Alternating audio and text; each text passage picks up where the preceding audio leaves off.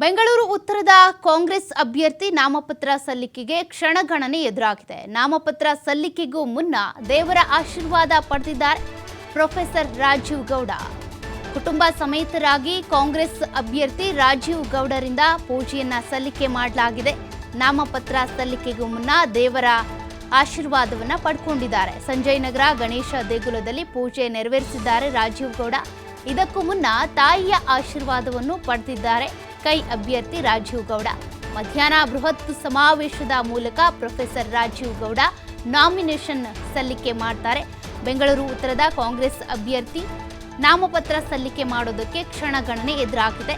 ನಾಮಪತ್ರ ಸಲ್ಲಿಕೆಗೂ ಮುನ್ನ ತಾಯಿಯ ಆಶೀರ್ವಾದ ಪಡ್ಕೊಂಡಿದ್ದಾರೆ. ಅದೇ ರೀತಿಯಾಗಿ ದೇವಸ್ಥಾನಕ್ಕೂ ಹೋಗಿ ಪೂಜೆಯನ್ನ ಸಲ್ಲಿಸಿದ್ದಾರೆ.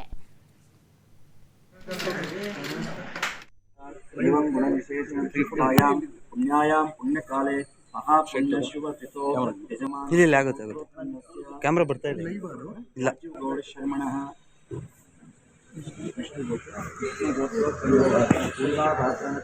ಕುಂಭರಾಶಿ